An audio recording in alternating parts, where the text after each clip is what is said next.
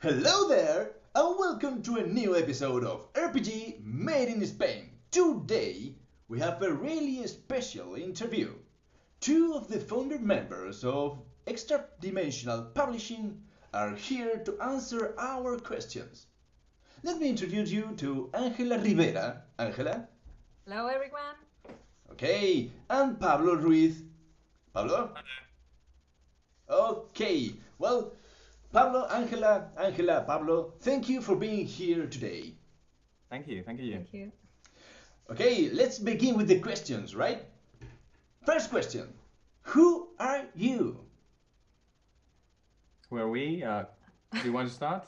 Okay. Well, I'm a physicist, and for the last 7 years, I've been working in the European space industry, especially in the space weather community.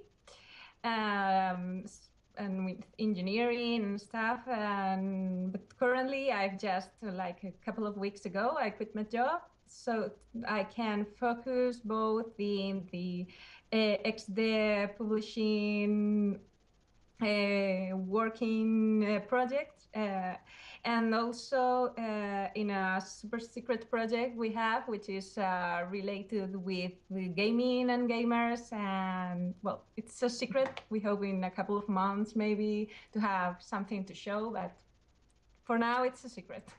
Okay, wait. Did you just say European space industry? Yeah. What the? Okay, I don't know if I'm so comfortable with this interview right now, you know? Well, Pablo, will you tell us that you are working for NASA or something like that? No.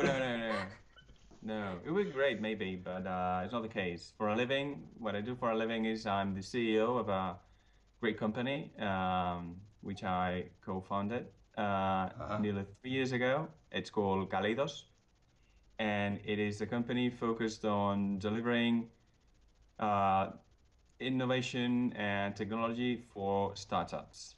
So every new business that wants to have an important role on the internet, and it's big technology and free software.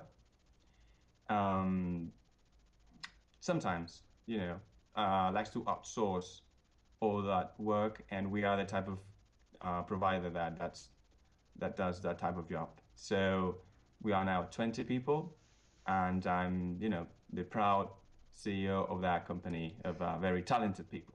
Okay, well, you're something, right? Okay. Well, let's focus in the big picture. What is Okay. extra-dimensional publishing? Well, it is. Do you want? Shall I answer? Yeah. Okay.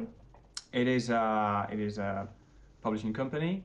It was born more or less a year ago. It was born out of David's mind when he knew about the game, the Adventures in the Eastmark, or in Spanish, Aventuras en la Marca del Este. Actually, he met the game thanks to a Numenera playtesting session that you might remember. Yes, Okay? I was there, Was yeah. there with me, fighting some alien type creatures. Yes, indeed. I was also fighting alien type creatures while you were playing. If I recall. Yeah. I know about that too. So But mine were bigger, you know? during to the point. Okay, to the During point. our introductions, I was able to tell my cooperation, my involvement in this game, and this product line, and he became interested. And a couple of weeks after that game session, he came back really interested in maybe creating a company that would launch that game in the US. And he had this idea about a Kickstarter campaign because he didn't have like the financial resources to do that, from scratch. And while at first our involvement was just like a proxy between David and All Cubierta Ediciones in Spain, in the end, we thought, Angela and I thought, why not actually be part of the project? And we offered. Roberto was the actual publisher of Aventuras en la Marca del Este in Spain, right? Exactly, Yeah. exactly. Right. they publish many titles, but among them you can find adventures in the Eastmark and the regional version. And Locubierto was actually very happy to have us on board XD, because that would make everything easier. Okay, it's much better when you have like friends actually being part of that adventure. Indeed. Because then pretty sure that we will take care of the product, because we are gamers, we are players, we are actually we are playing the game. We have written several adventures already published. So it was a win-win scenario for David having us on board, and for Cubierta and Pedro, because they would be sure that we would be pretty like obsessed about the quality of the game and the treatment of everything. So so we are not, that was the way we became part of the company as more than just a proxy. And for us, it's really exciting. I mean, why not have? Yeah, being part of the game you play, the game you like so much, it's great. It's incredible. Yeah, and it's a very, very nice story. Answer that question. Okay. Well, we are currently 4 people in ExtraDimensional Publishing. The first one is David Wilson, and he's the overlord. We have very yeah, we have some interesting names for our let's say posts inside the company. He is the overlord Singularity. Because he is the CEO and he is kind of the founder and the guy with the idea. So he is, the overlord. I see. Yeah, we play a little bit with the things with dimension and mathematics and singularity. We like that idea. So, well, then Pablo, who is the creativity dimension. And he's in charge of contacting new authors and finding new games in the future. And he's the main contact for anyone or who wants to who might be interested in doing something with us. And he's now the person who is mostly speaking with Pedro Gil about the games we are currently developing. Then, well, I am the gender dimension.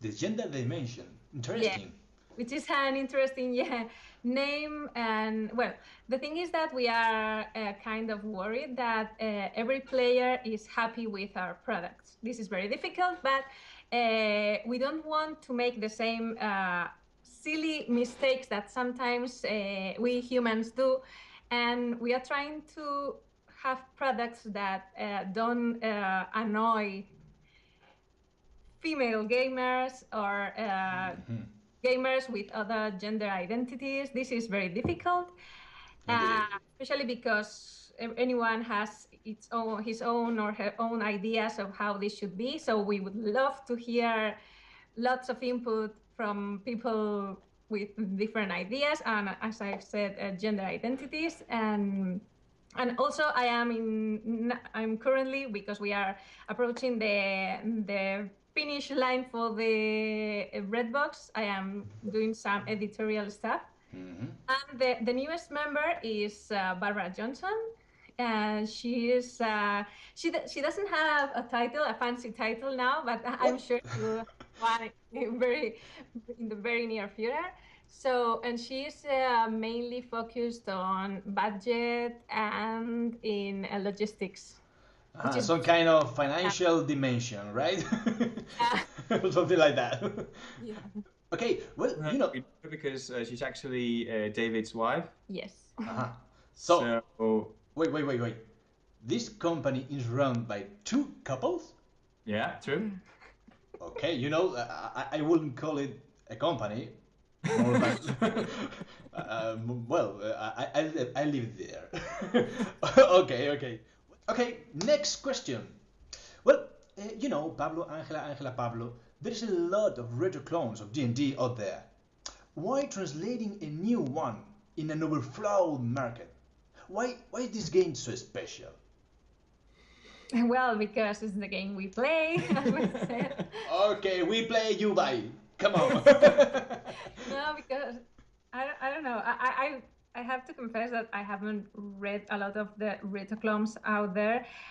Pablo has made a great effort reading, and he has also some of the ones with from previous Kickstarters and everything. So he will explain that a lot. But I think that the Ismark, I don't know if it's because Pedro's style or what, but it has kind of a feel.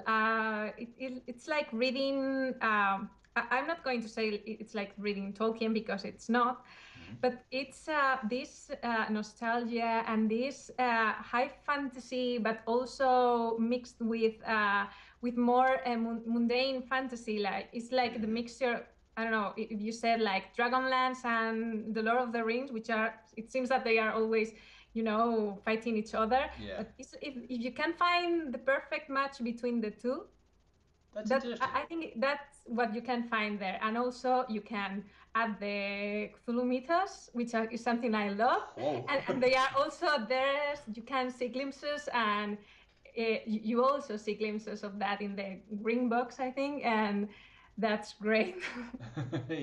Interesting. That's some question about the retoclone industry. Actually, you could call it an industry on its own. Yes, indeed. But that was the first question we had to answer when we launched the Kickstarter campaign, because prior to us, we had, like, I don't know, I'm not a collector, but the old school Renaissance, okay, has Yes, sir. maybe tens of material, tens of manuals and core books and supplements and adventures Indeed. already. So, but we decided that it was, even in the US, a crowded market, red ocean, someone would say, it was interesting for two factors. One of them, Angela just mentioned, it is the high fantasy with the dungeon crawl setting, Tolkien with a bit of Jane Austen and Lovecraft mixed there, and a unique setting and a very detailed setting, if you want, and then again we have this European style for RPGs that is quite particular, to us.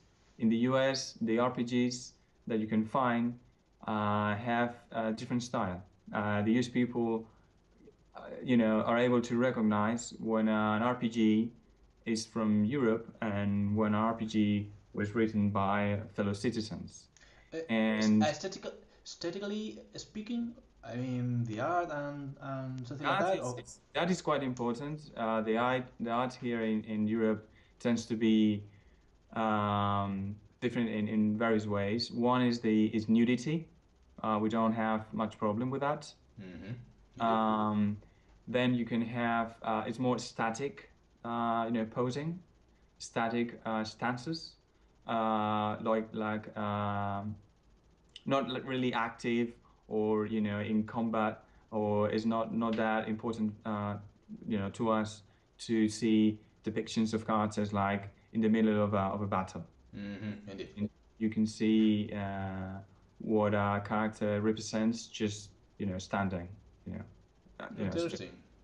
And the style too is the painting, the drawing, the lines in Europe tend to be more like old school, I think. Not old school in old school Renaissance, the classic D&D, old school in terms of painting, and less cartoonish or less anime or manga. Okay. And I think there's the style. I think in some cases it's more adult oriented. I can remember now. I mean, it's easy to talk about Lamentations of the Flame Princess. Yes. From James Raji IV, and he's European, although I think he's currently living in the US right now. But so people can understand what I'm saying just with that example. So Adventures in the Ismark was going to bring to the US a very good example of a European RPG, you know, with all these different ingredients combined in just one game. I see. Interesting, very interesting indeed. Well, okay, you are now in the final stages of publishing the red box, right? Yeah. Yeah, 2 weeks away from sending to Printing. printer. Yeah. Wow, 2 weeks. Okay. What was the biggest challenge behind the whole process of publishing the game outside Spain? Just one. Well, the biggest. Well, we can Kickstarter itself, I think. Yeah, the And, Kickstarter thing was overwhelming. And I think, yeah, and translation and editing, I think. So, do you want to, The Kickstarter. You talk about the Kickstarter, and I'll go The for Kickstarter was like crazy because, well, we have never done that before. We have, of course, we have contributed to other projects, but it's not the same being a backer as being the guy behind the project. So we were like we were learning as we got, because as we went, because we have all this really amazing input from the backers. They were really active and they were all trying to cooperate and everything, and we were really happy. We were trying to keep them informed of how things were progressing, but our main concern then was, how do we get to them?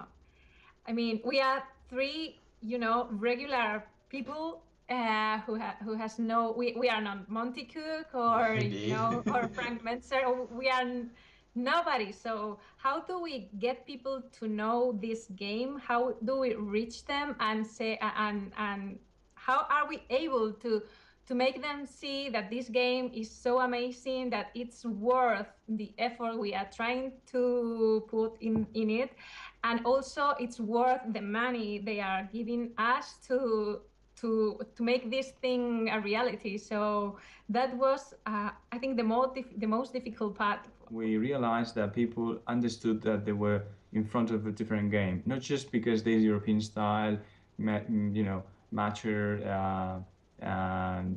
Tolkien-esque game, but also because it was well loved. The game had a lot of supplements, a lot of adventures, an entire product line, and they weren't used to see that. They weren't used to see. Actually, what they were used to was to look at a product, see there was maybe the core book published, then nothing else. Nothing more. The product line is completely forgotten. And here they were able to understand that it was not just the red box. There was an entire family of supplements and ventures. And I think that got their attention. The other thing that was has been really a big task for us is that maybe people think translating and editing a game is a piece of cake. Yeah, it's true that the hard part is already done because the author did the hard parts the first time. And writing, testing the game, and right. And we also have the layout. We can use that. We can reuse that. Although we introduce some changes, but translating so unique work is very hard. Editing it is again very hard. So just to tell you that it has been more difficult than we initially thought, but we are now confident that with not one but two translators, not one but maybe two reviewers, an editor, a team of maybe 5-6 people just focused on translating and editing, I think we will have a very good end result. An end result that if you compare it face to face with the original, with the Spanish, not just because it will be in color, in full color, versus the original black and white edition. That's a huge improvement. It is. When you see the difference, you understand the full potential of the game, and it pays homage to the illustrators, and people who are behind the arts. And we want that anyone facing the two of them really sees like, oh, this is it is not the same product. It's not in Spanish. It wasn't born back those days when it was all community driven. That part will always remain with the original game, and we are part of that story too.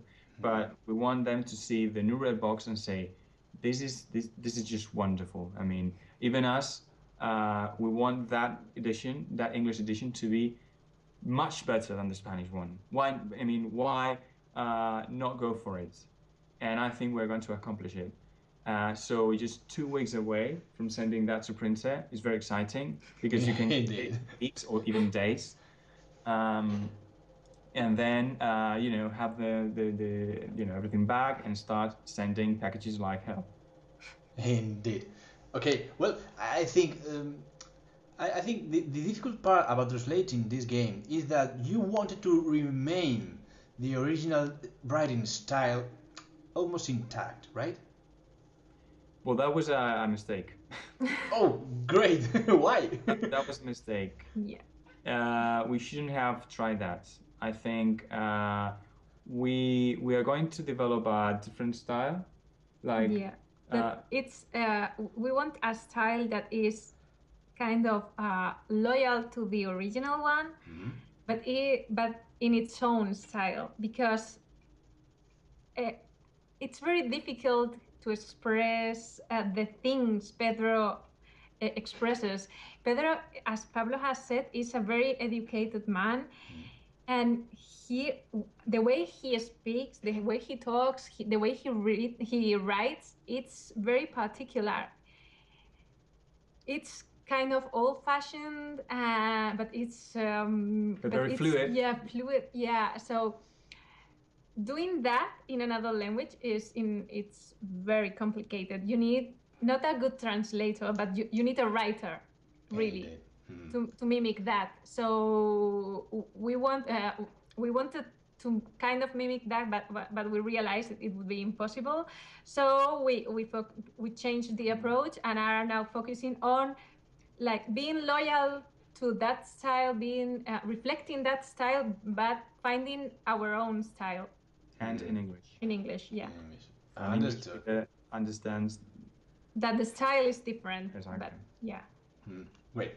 Well, Pablo, you just said that this project isn't a core book; it's a complete line. Adventures in the East Mark in the Spanish version is a truly important game in Spain with a lot of supplements and adventures published. Will you publish all these material outside Spain? That is our plan. The agreement with Holo Cubierta allows us to publish everything, but we must remember that all these supplements have been published during like 4 years now, I think. Yeah, more than about that. 5 years. Yeah. We have 4 boxes. I think I have like 6, 7 adventures. Deluxe GM screen. We have a ton of material. We need to focus, and although we don't know the specific order, but I think a safe bet would be we publish the red box, then we go for the blue box, then maybe we publish a couple of adventures. Other than just PDF editions, we can do it anyway. But I mean printed material, and then maybe having feedback, from the community of players, maybe see for green box, published, and the black box, and in between, the deluxe GM screen and on. But yeah, why not? I mean, it is the entire ecosystem of supplements that were published that made the game so well known and respected, because there was consistency. And I think it's very important for any RPG out there to really prove that there is a willing effort to be consistent across the years. But our plan is clear. Right now we are going to focus all our efforts into the Adventures in the Eastmark product line. Valkyrie, the other game, Pedro Hill, and we will try we will try and publish any other maybe new material. Okay. Not only translations. Exactly. Yeah. And I mean, and that's why we need a creativity dimension. Indeed.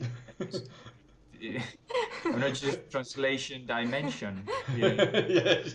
I get it. I'm more than happy to receive any new and interesting material. Maybe adventures for our games. That would be cool. But also new games, no proposals. Okay, well, this is a personal question. You are the writers of the adventure, one of the adventure we can find in the blue box, right? Yes, Yeah, and he is the writer of that one. Okay, we are the writers in the green one, in the green box. Great. Okay, how about these adventures? Will you translate it, or will you use another translator for this? Yeah. We will have them translated, yes. It is very important that we retain a unique voice. Yeah, consistency, Yeah. It would be tempting to translate one's text. Indeed. But I think we have to leave that to professionals, and we're more than happy to give any help for the blue box, and I'm sure Angela will give happily any input for the green box adventure. So yeah. Okay. Interesting question. We hadn't thought about. Yeah. Okay, next question. Will you have presence in any major convention like Gen Con or something like that this year? Yeah. Yeah, David is going to Gen Con, and he will have not his own stand, but he will be sharing our, Redbox will be sharing a stand with in another company next to some very interesting games. So we cannot say okay. This interview is full of secrets, We can. Everything is signed. We can't say anything because the signing is very important. But yeah, David will be going to Gen Con, and well, we are going to Dragon Con. Oh. We don't know how we will be showing the red box there. We still have to figure that out, but we will be there, and we will see how to show the red box there. You're not planning to make Spanish products, right? I mean, in Spanish language. No, not really. Only in English. Yeah, We actually don't see Spain as our market. We see US and international markets, but we don't see. It doesn't make sense for us to go with a Spanish product, translate it into English, and then bring it back to Spain. That market is already covered. Spain is not very big, and it's very. We are not going to compete with our friends, they make wonderful products. Why do we want to, compete with them? We can help them if they need any help, whatever. Maybe we spot a very interesting game in the US and they can bring the game here, so we can publish the game there and they can publish the game here. So, I see. Well, Spanish is not a very big country, but our shelters is very big. So interesting question. Yourself, I would like to know the percentage of material there, non-Spanish. I don't know. I don't know yours. But here's a question for the interviewer.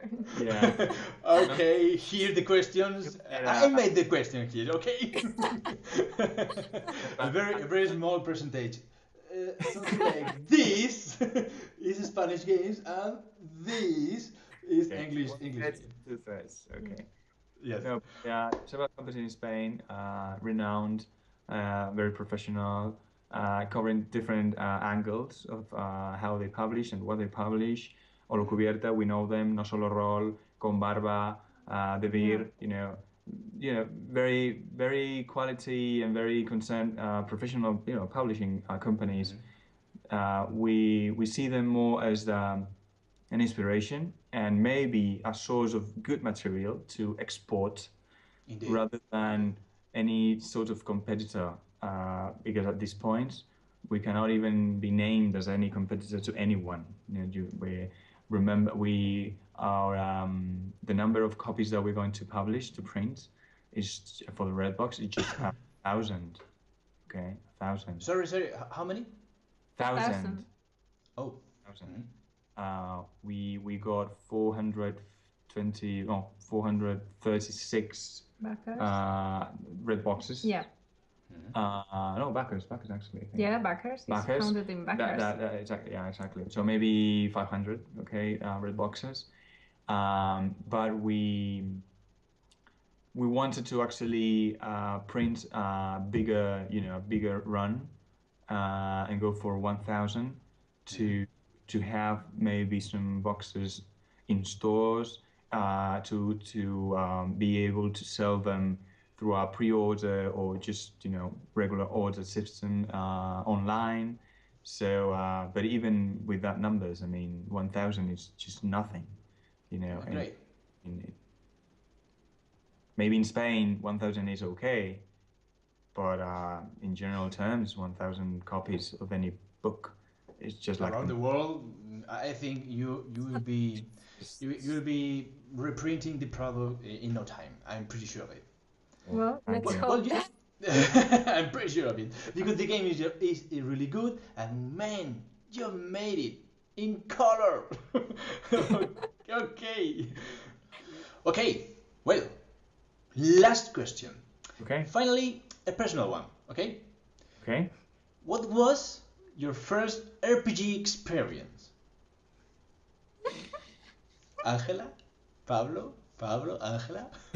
Okay, well, the first time I held an RPG in my hands was The Lord of the Rings. I think I was in my aunt's house, and I knew not what that was. I just looked at the pictures and understood nothing because I was like 10 years old, and my cousin, he was so mature and everything, and it was like, wow, what is this book?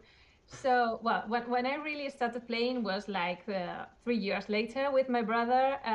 We started playing Star Wars. One, from Western Games. Yes, And D6 system. we were huge fans of Star Wars. We knew the dialogues by heart and everything. We both wanted to be Luke Skywalker and Princess Leia and Han Solo and everything. So we loved the games, and we loved playing in the Star Wars universe. So yeah, that was my first experience. A great one indeed, a great one. Okay, Pablo, what about you? My first experience was in school. I think I was like 12. It was The Lord of the Rings. I had that book, and the Iron Crown Enterprises Middle-earth role-playing game. MERP, that was the game. At that time, I hadn't even read The Lord of the Rings. I read that Christmas. So when I came back to school after the Christmas, vacation, I saw like the same book in a totally different way. I suddenly understood like everything, and I started playing, in school with new friends, and it was interesting because teachers and the staff at school, people in charge of school, didn't know about the game and were a bit suspicious about its consequences. And we are not talking about, the famous or infamous role-playing game Crime that occurred in Spain several years after. It was 1990. Okay. And in 1990, you could be naive in terms of RPG experience, and nobody actually knew much about them in Spain. Yeah. So we had to hit, we had to hide and play like in hidden places, and he had a special. I'm sure the teachers were less suspicious if you were. Indeed. I think they thought we were playing cards, and cards were forbidden. So, but then we weren't like using cards. It was this sheet of paper, but we used dice, and dice were related to gambling. So I think they had a hard time understanding if we were maybe infringing any laws, for that matter. But in that gray area, I was able to experience a very, actually very unfaithful RPG experience. Okay, because we weren't playing right.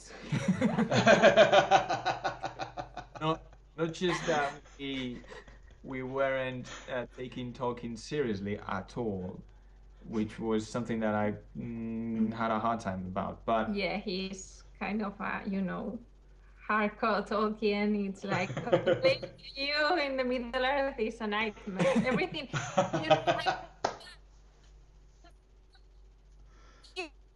An elf and throw, I want to be an older or something. An older is okay. An older is okay. To be an elf. Why not? Because half elves are so unique. It's a nightmare. Okay, it was not that problem. The problem was that we actually, I think, throwing dice like randomly. The game master was even less experienced as us as players. I mean, I don't know actually what we were playing. But we had a lot of fun, and that was my first RPG experience, and it has good memories, a bit of nostalgia, but I wouldn't call that RPG. I think.